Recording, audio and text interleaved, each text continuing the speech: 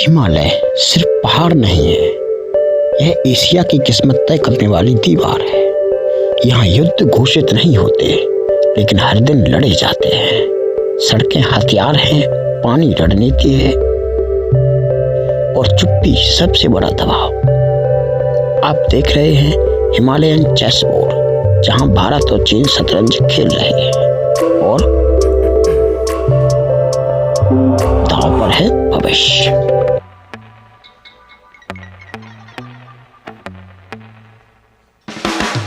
अगर आपको लगता है कि हिमालय सिर्फ बर्फ से ढके पहाड़, दुर्गम दर्रे और सीमावर्ती तनावों की कहानी है, तो आप हिमालय की असली भूमिका को नहीं देख रहे।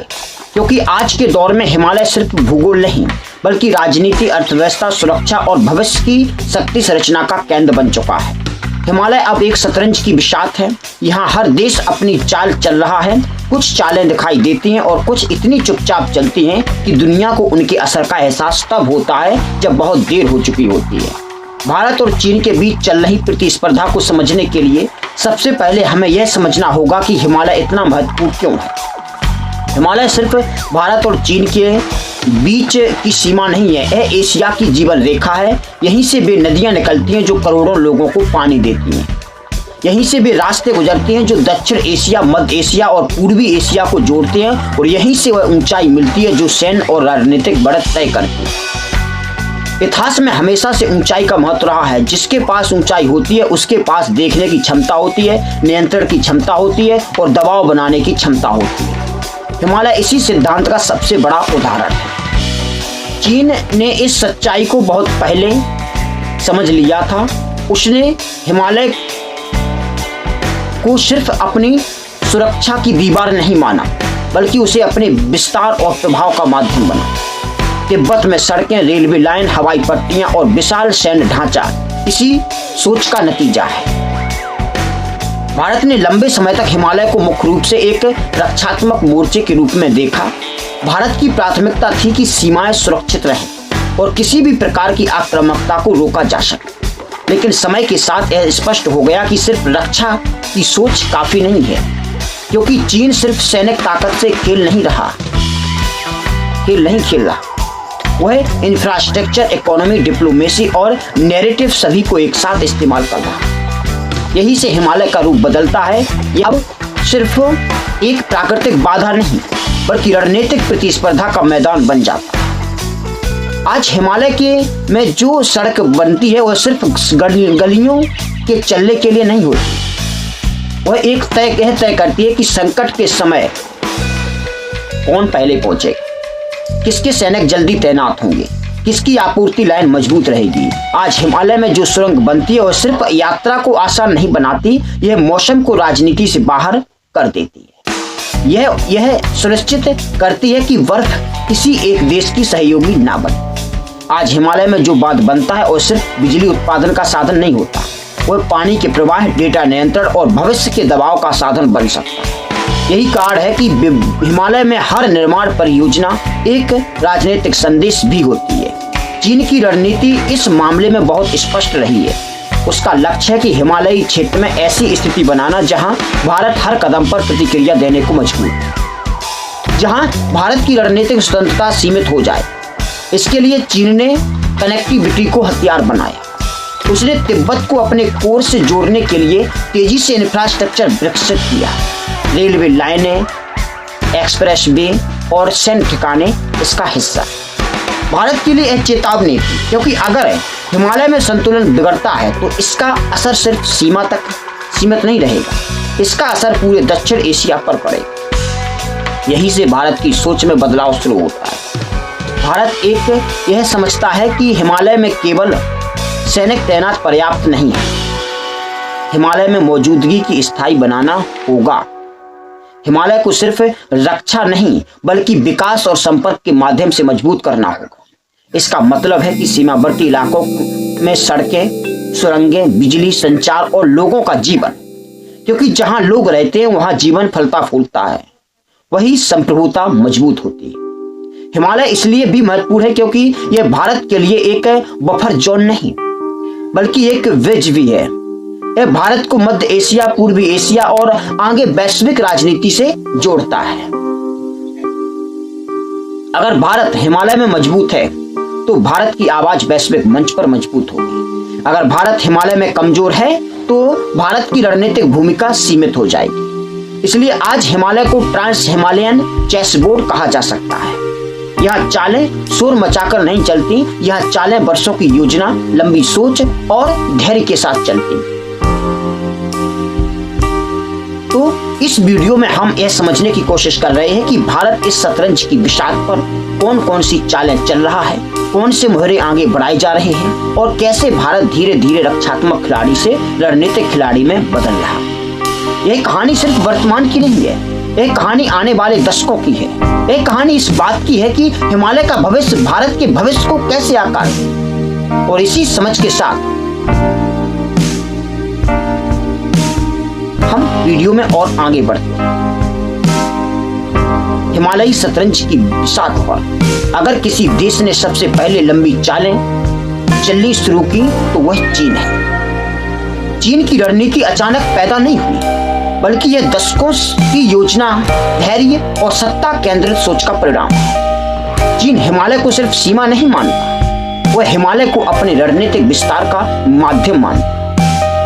यही कारण है कि चीन की हर बड़ी नीति में हिमालयी क्षेत्र किसी न किसी रूप में शामिल रहता है। तो इस रणनीति का सबसे बड़ा औजार है बेल्ट एंड रोड इनिशिएटिव, जिसे आम भाषा में BRI कहा जाता है।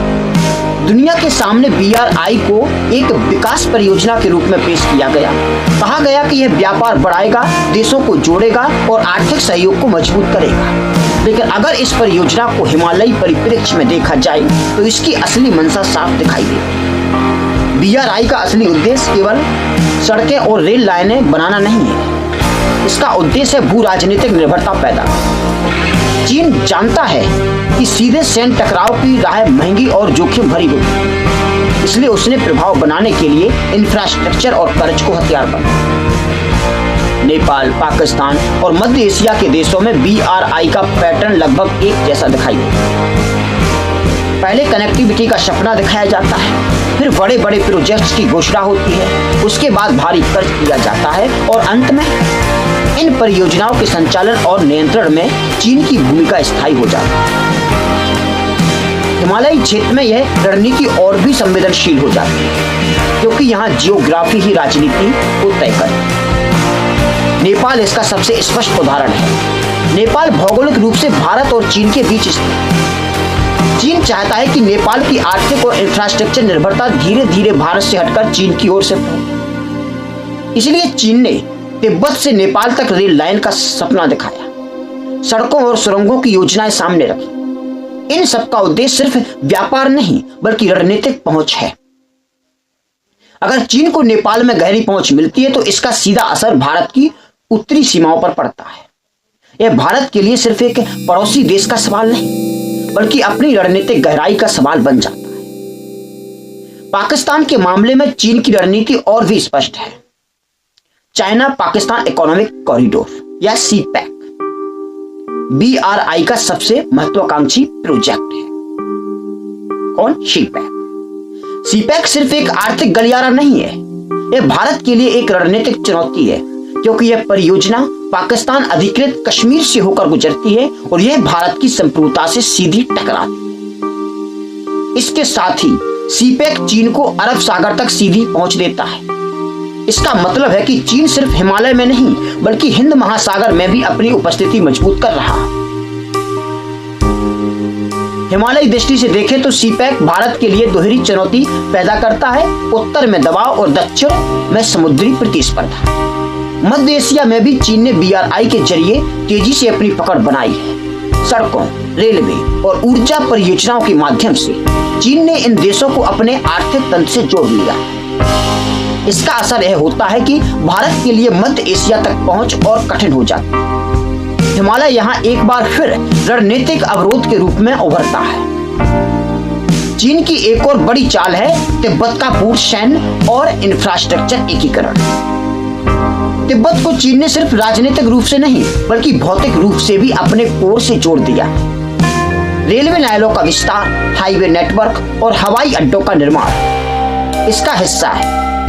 इसका सीधा मतलब है कि चीन की सेना हिमालयी सीमाओं तक तेजी से पहुंच सकती है। भारत के लिए यह स्थिति एक गंभीर रणनीतिक चुनौती बन जाती है, क्योंकि अगर एक तरफ चीन की लॉजिस्टिक मजबूत हो और दूसरी तरफ भारत पीछे रह जाए तो संतुलन बिगड़ना तय है।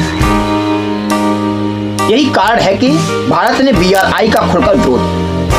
भारत ने साफ कहा कि ऐसी परियोजनाएं जो संप्रभुता, पारदर्शिता और दीर्घकालिक स्थिरता को नुकसान पहुंचाए, उन्हें स्वीकार नहीं किया जा सकता। तो भारत का यह रुख सिर्फ राजनीतिक बयान नहीं, यह एक रणनीतिक संदेश है कि भारत शॉर्ट टर्म फायदे के लिए लॉन्ग टर्म जोखिम नहीं लेगा। तो हिमालयी शतरंज में चीन की चालें आक्रामक और तेज है। वह तेजी से मोहरे आगे बढ़ाता है, लेकिन हर चाल के साथ और कई देशों को अपने प्रभाव के दायरे में बांधता जाता है। भारत इस खेल को अलग नजरिए से देखता है। भारत जानता है कि हिमालय में स्थायी प्रभाव केवल दबाव से नहीं बनता, इसके लिए विश्वास, स्थिरता और साझेदारी जरूरी है। इसी टकराव, इसी वैचारिक अंतर के बीच हिमालयी शतरंज और भी जटिल हो जाती है और इसी बिंदु से भारत की जवाबी रणनीति और भी स्पष्ट रूप से सामने आती है, जिसे हम वीडियो में आगे समझें।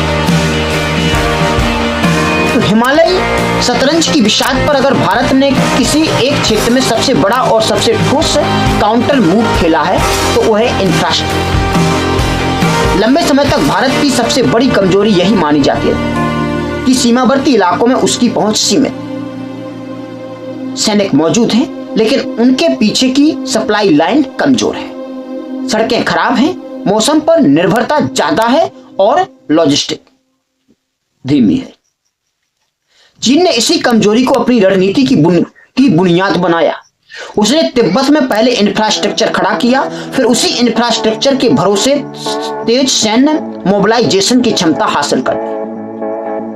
लेकिन पिछले एक दशक में भारत ने इस सोच को बदलने का फैसला किया।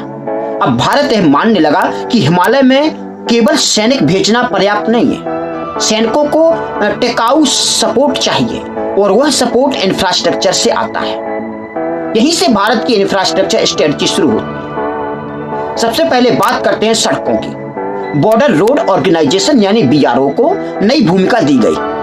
उसे सिर्फ निर्माण एजेंसी नहीं बल्कि रणनीतिक संस्था की तरह देखा जाने लगा। लद्दाख, अरुणाचल प्रदेश, उत्तराखंड और हिमाचल प्रदेश में बॉर्डर रोड्स का तेजी से विस्तार होगा। इन सड़कों का उद्देश्य केवल नागरिक यातायात नहीं है, इनका असली उद्देश्य है तेज सैन्य आवाजाही, लगातार आपूर्ति और संकट के समय तत्काल प्रतिक्रिया। तो पहले जहां किसी सीमावर्ती इलाके तक पहुंचने में कई दिन लग जाते थे, अब वहीं दूरी घंटों में तय हो रही है। इसका सीधा असर रणनीतिक संतुलन पर पड़ता है। लेकिन सड़कों से भी ज्यादा महत्वपूर्ण है सुरंग। हिमालय में सबसे बड़ी चुनौती है मौसम, बर्फ, भूस्खलन और भारी बारिश अक्सर पूरे क्षेत्र को महीनों तक काट देती है। चीन ने लंबे समय तक इस प्राकृतिक बाधा को अपने पक्ष में इस्तेमाल किया। भारत ने इसका जवाब सुरंगों से दिया। अटल टनल इसका सबसे बड़ा उदाहरण। रोहतांग दर्रे के नीचे बनी यह सुरंग सिर्फ इंजीनियरिंग की उपलब्धि नहीं है, यह भारत की रणनीतिक सोच में आए बदलाव का प्रतीक है। अटल टनल ने लद्दाख को साल के 12 महीने देश के बाकी हिस्सों से जोड़ा और सैनिकों की तैनाती मौसम की मोहताज नहीं रही। अब फ्यूल, राशन और एम्यूनिटेशन की सप्लाई प्रेडिक्टेबल हो गई। इसका मतलब यह हुआ कि भारत अब प्लानिंग के साथ लंबे समय तक फॉरवर्ड डिप्लॉयमेंट कर सकता है। इसके साथ आती है जोजिला टनल। यह सुरंग श्रीनगर, कारगिल और लेह को जोड़ने वाली लाइफलाइन है। जोजिला दर्रा हमेशा से भारत की रणनीतिक कमजोरी माना जाता रहा। सदियों से यह मार्ग बंद हो जाता था, सर्दियों में यह मार्ग बंद हो जाता था और पूरा क्षेत्र अलग थलग पड़ जाता था। जोजिला टनल ने इस कमजोरी को लगभग खत्म कर दिया। अब सिर्फ भारत के खिलाफ हथियार नहीं रही, अब बर्फ भारत के खिलाफ हथियार नहीं, अब मौसम न्यूट्रलिटी की स्थिति में है। इन सुरंगों का एक मनोवैज्ञानिक असर भी है। ये सुरंगें यह संदेश देती हैं कि भारत ने हिमालय को छोड़ने का नहीं बल्कि उसमें टिके रहने का फैसला किया। सड़क और सुरंग के बाद तीसरा महत्वपूर्ण तत्व है हवाई शक्ति। चीन ने हमेशा यह मानकर चलने की कोशिश की कि ऊंचाई भारत को स्लो कर देगी, लेकिन भारत ने एयर पावर के जरिए इस सोच को चुनौती दी। एडवांस लैंडिंग ग्राउंड्स, जिन्हें हर समय निग्लेक्ट कर दिया गया, उन्हें दोबारा सक्रिय किया गया। अरुणाचल प्रदेश, लद्दाख और उत्तराखंड में इन हवाई पट्टियों को मॉडर्नाइज किया गया है, आधुनिक किया। अब फाइटर जेट्स, ट्रांसपोर्ट एयरक्राफ्ट और हेलीकॉप्टर्स सीधे सीमावर्ती इलाकों तक पहुंच सकते हैं। इसका मतलब है कि ट्रूप्स की मूवमेंट सिर्फ सड़कों पर निर्भर नहीं है। एयर पावर ने भारत की रिस्पॉन्स टाइम को ड्रामेटिकली कम कर दिया। जो काम पहले दिनों में होता था अब वह घंटों में हो सकता है। यह पूरी इंफ्रास्ट्रक्चर स्ट्रेटजी केवल युद्ध के लिए नहीं, इसका उद्देश्य डिटरेंस भी है। यह विरोधी को यह बताने का तरीका है कि भारत अब लॉजिस्टिकल डिसएडवांटेज में नहीं है। इंफ्रास्ट्रक्चर का एक और महत्वपूर्ण पहलू है स्थायित्व। जहां सड़कें होती हैं वहां जीवन आता है, जहां सुरंग होती है वहां व्यापार बढ़ता है, और जहां हवाई संपर्क होता है वहां राज्य की मौजूदगी मजबूत होती है। इसका सीधा असर सीमावर्ती आबादी पर पड़ता है। लोग पलायन करने के बजाय वहीं टिके रहते हैं, और जहां लोग रहते हैं वहां संप्रभुता मजबूत होती है। इस तरह भारत की इंफ्रास्ट्रक्चर स्ट्रेटजी सिर्फ सैन्य नहीं बल्कि सामाजिक और राजनीतिक भी है। चीन ने इंफ्रास्ट्रक्चर को एक्सपेंशन के औजार की तरह इस्तेमाल किया।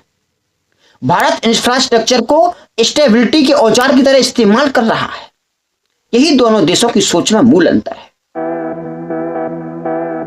तो हिमालयी शतरंज की इस बिसात पर भारत की सड़कें, सुरंगें और हवाई पट्टियां धीरे धीरे उस संतुलन को बदल रही हैं जो कभी पूरी तरह चीन के पक्ष में झुका हुआ माना जाता। और यहीं से असली लड़ाई की जमीन तैयार होती। पानी, बिजली और सीमावर्ती बस्ती।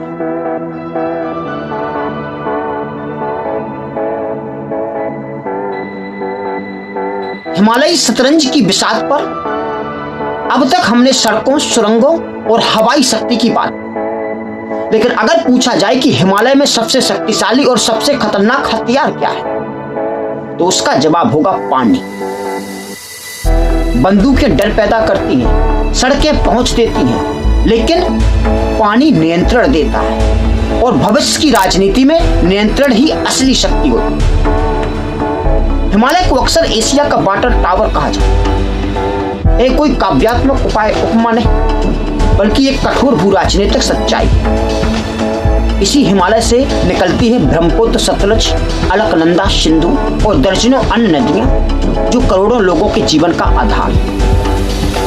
इन नदियों का स्रोत ट्रांस हिमालय क्षेत्र में है और इस क्षेत्र का एक बड़ा हिस्सा चीन के नियंत्रण, यानी चीन अपस्ट्रीम बैठा है, और अपस्ट्रीम बैठना भविष्य में दबाव बनाने की क्षमता देता है। चीन ने इस सच्चाई को बहुत पहले समझ लिया, इसलिए उसने तिब्बत में बड़े बड़े बांध बनाने शुरू किए। इन बांधों को अक्सर बिजली उत्पादन के नाम पर जायज ठहराया जाता है, लेकिन इनके रणनीतिक निहितार्थ कहीं ज्यादा है। जब कोई देश नदी के ऊपरी हिस्से में बांध बनाता है तो उसके पास तीन शक्तियां आ जाती हैं। पहली पानी के प्रवाह को नियंत्रित करने की, दूसरी डेटा को नियंत्रित करने की, और तीसरी अनिश्चितता पैदा करने। तो चीन की नीति में डाटा ट्रांसपेरेंसी की कमी भारत के लिए एक बड़ी चिंता रही है। बाढ़ के समय या अचानक पानी छोड़े जाने पर निचले इलाकों में भारी नुकसान हो सकता है, और यह नुकसान सिर्फ प्राकृतिक आपदा नहीं रहता बल्कि रणनीतिक दबाव का रूप ले लेता है। युद्ध के बिना भी पानी को हथियार बनाया जा सकता है। भारत इस खतरे को समझता है, इसलिए भारत की हिमालयी रणनीति में पानी और बिजली केंद्र में आ गई है। भारत ने मान लिया है कि अगर वह हाइड्रो पावर और वाटर मैनेजमेंट में पीछे रह गया तो भविष्य में उसकी रणनीतिक स्थिति कमजोर हो जाए। यही से अरुणाचल प्रदेश, उत्तराखंड और हिमाचल प्रदेश में हाइड्रो पावर प्रोजेक्ट्स की अहमियत बढ़ी। ये परियोजनाएं सिर्फ बिजली उत्पादन के लिए नहीं, इनका उद्देश्य अपस्ट्रीम प्रेशर को मजबूत करना, डेटा कलेक्शंस को इंस्टीट्यूशनलाइज करना, तब संस्थागत करना और वाटर गवर्नेंस में सक्रिय भूमिका निभाना। जब भारत अपने हिस्से की नदियों पर हाइड्रो पावर प्रोजेक्ट्स विकसित करता है तो वह संकेत देता है कि यह पैसिव स्टेक होल्डर नहीं है, वह अपने संसाधनों पर सक्रिय नियंत्रण चाहिए। हाइड्रो पावर का एक और पहलू है ग्रिड कनेक्टिविटी। सीमावर्ती इलाकों को राष्ट्रीय बिजली ग्रिड से जोड़ना सिर्फ विकास का सवाल नहीं है, यह राष्ट्रीय सुरक्षा का सवाल है। जहां बिजली होती है, जहां जीवन टिकता है, जहां जीवन टिकता है तो वहां गांव बसते हैं, और जहां गांव बसते हैं वहां राज्य की मौजूदगी मजबूत होती है। इसी सोच के तहत भारत ने सीमावर्ती गांवों के इलेक्ट्रिफिकेशन पर खास जोर दिया। पहले जिन गांवों में अंधेरा, पलायन और उपेक्षा थी, अब वहां बिजली, सड़क और संचार पहुंच रहा। इन गांवों को कभी कभी लास्ट विलेज कहा जाता था, लेकिन भारत की नई नीति ने उन्हें फर्स्ट विलेज में बदलने की कोशिश की है। यह सिर्फ शब्दों का खेल नहीं है, यह दृष्टिकोण का बदलाव है। पहले सीमावर्ती गांवों को सुरक्षा के लिहाज से देखा जाता था, अब उन्हें रणनीतिक संपत्ति माना जा रहा। सीमावर्ती गांवों में अगर लोग रहेंगे तो जमीन पर दावा मजबूत रहेगा। अगर गांव खाली होंगे तो विरोधी के लिए क्या होगा, ग्रे जोन्स बनाना आसान होगा। चीन ने भी यही रणनीति अपनाई है। तिब्बत में बॉर्डर विलेज का निर्माण किया है। यह सिर्फ सामाजिक योजना नहीं, यह टेरिटोरियल असर्शंस का तरीका है। भारत इस खेल को समझ चुका है, इसलिए सीमावर्ती बस्तियों में स्कूल, स्वास्थ्य केंद्र, संचार नेटवर्क और आजीविका के साधनों पर ध्यान दिया जा रहा है। Hydro power projects, border villages and grid connectivity, ये तीनों मिलकर भारत की वाटर स्ट्रेटजी को पूरा करें। इसका उद्देश्य युद्ध नहीं बल्कि संतुलन है। भारत जानता है कि पानी की राजनीति आने वाले दशकों में और ज्यादा तीखी हो।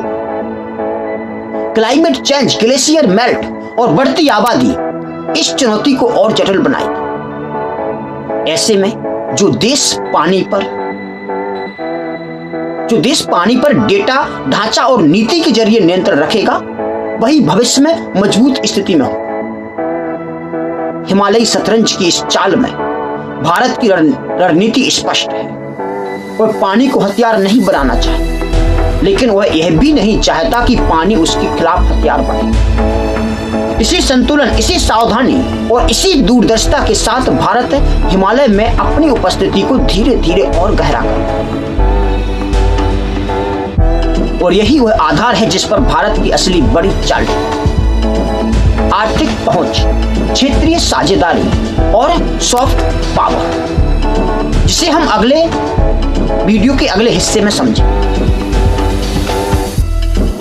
तो हिमालयी शतरंज की बिसात पर लगाई लड़ाई सिर्फ बंदूक, सड़क और पानी तक सीमित नहीं। असल लड़ाई उस प्रभाव की है जो बिना जोर जबरदस्ती के बनाया जाता।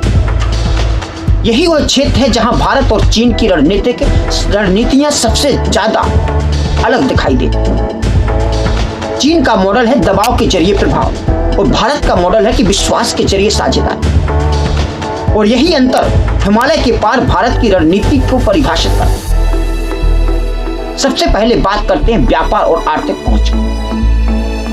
भारत जानता है कि अगर वह हिमालयी क्षेत्र में सिर्फ सैन्य ताकत पर निर्भर रहेगा तो उसका प्रभाव सीमित रहेगा। वास्तविक प्रभाव तब बनता है जब पड़ोसी देश भारत को एक अवसर के रूप में देखे, खतरे के रूप में नहीं। इसी सोच के तहत भारत ने अपनी क्षेत्रीय आउटरीच को ट्रेड और कनेक्टिविटी से जोड़ा है। नेपाल इसका सबसे महत्वपूर्ण उदाहरण है। नेपाल भौगोलिक रूप से लैंड लॉक्ड देश है। उसकी जरूरतें, उसका व्यापार और उसकी रोजमर्रा की अर्थव्यवस्था कनेक्टिविटी पर निर्भर करती है।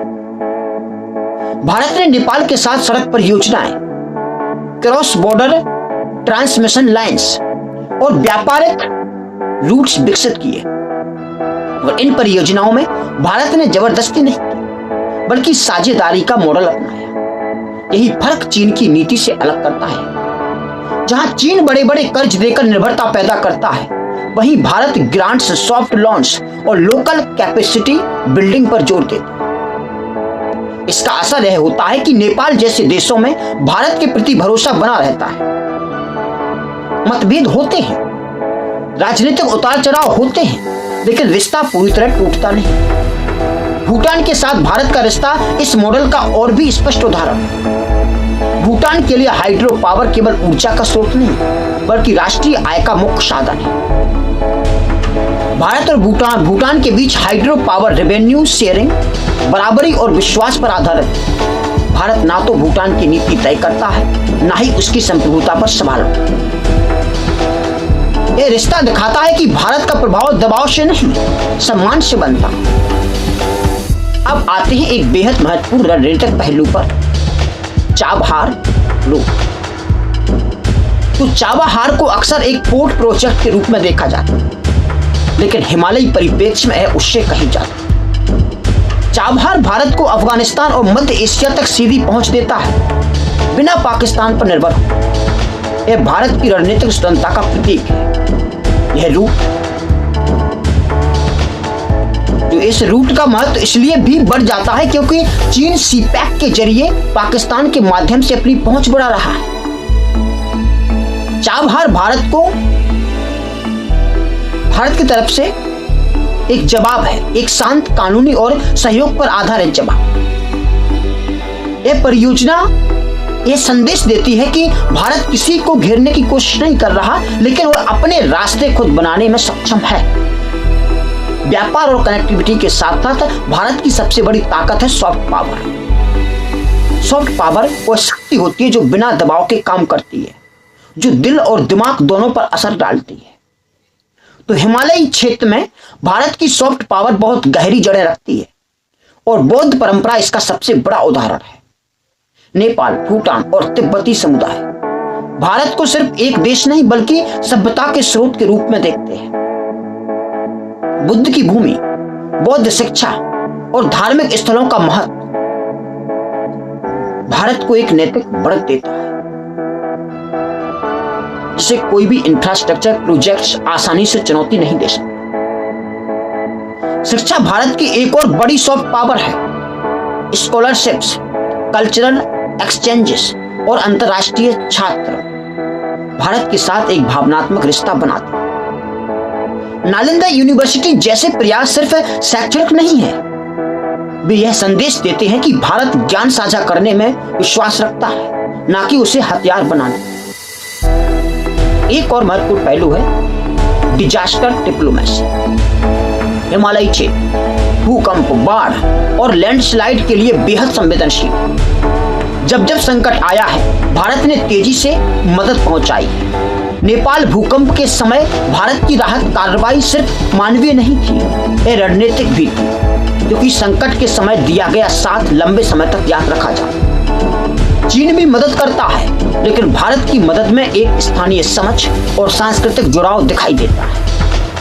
यही वह फर्क है जो सॉफ्ट पावर को प्रभावी बनाता है। तो हिमालयी शतरंज में सॉफ्ट पावर धीमी चाल है, यह तुरंत परिणाम नहीं देती, लेकिन जब असर दिखाती है तो यह गहरा और स्थायी होता है। भारत इस सच्चाई को समझता है, इसलिए उसकी रणनीति में व्यापार, साझेदारी और संस्कृति एक साथ चलती है। भारत हिमालय के पार अपना प्रभाव डर से नहीं, विश्वास से बनाना चाहता, और यही रणनीति आने वाले समय में भारत को केवल एक सीमावर्ती शक्ति नहीं बल्कि एक स्थिरता प्रदान करने वाली शक्ति के रूप में स्थापित करती है।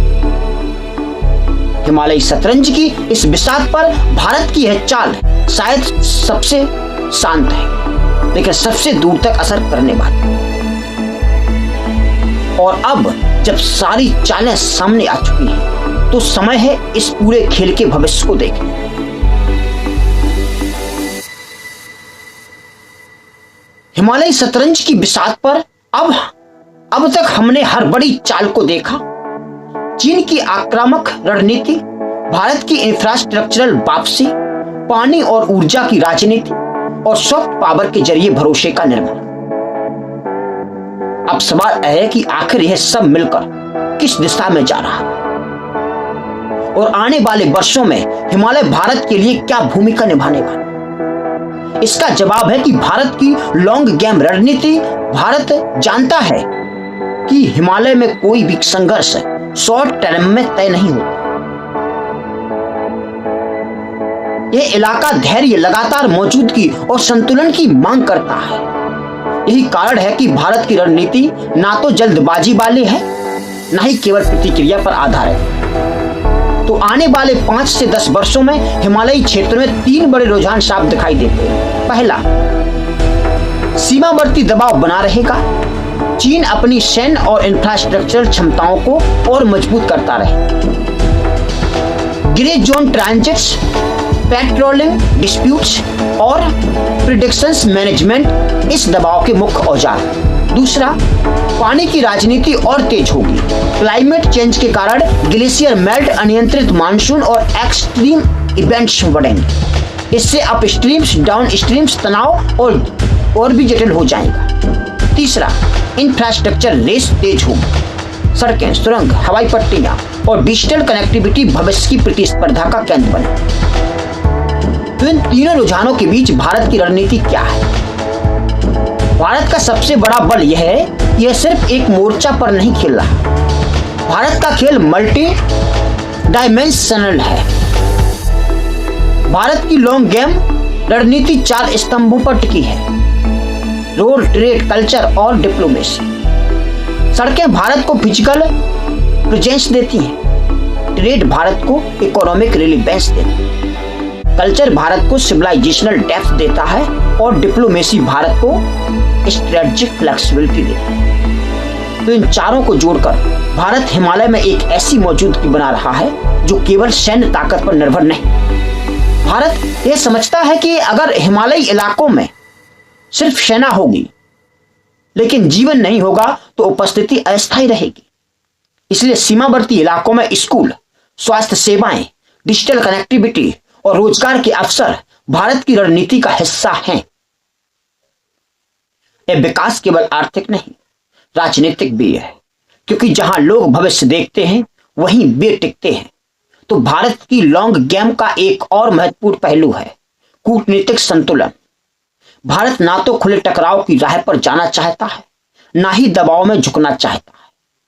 वह डिटरेंस और डायलॉग दोनों को साथ लेकर चल रहा है। तो यह रणनीति कठिन है क्योंकि इसमें हर कदम सोच समझकर उठाना पड़ता है। लेकिन यही रणनीति भारत को क्या देती है? मैन्युफैक्चरिंग स्पेस देती है।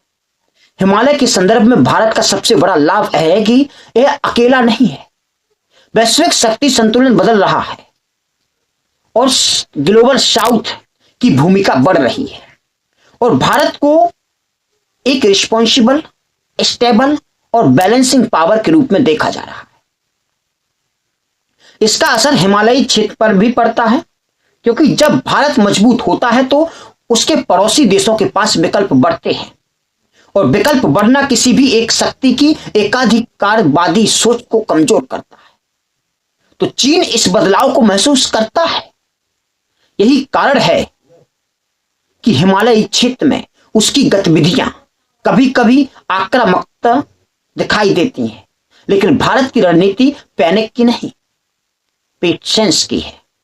भारत यह जानता है कि हिमालय में जीत एक घटना नहीं होती, यह एक प्रक्रिया होती है। हर सड़क, हर सुरंग, हर गांव और हर साझेदार इस प्रक्रिया का हिस्सा है। इसलिए भारत शोर नहीं मचाता, वह धीरे धीरे लेकिन ठोस कदम उठाता है।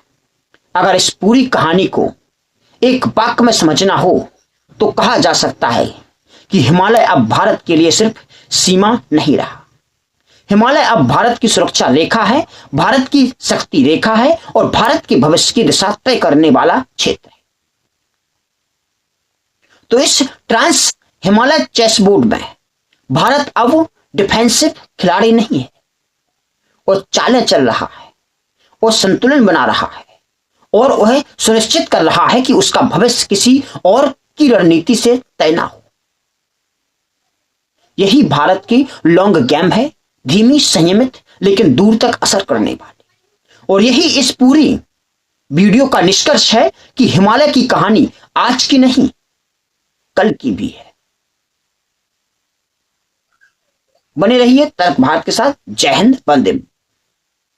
हिमालय में जीत एक दिन में तय नहीं होती, यह तय होती है धैर्य से, रणनीति से और समय के साथ। यह था हिमालयन चेस बोर्ड का आज का मोहरा। अगली चाल अगले वीडियो में।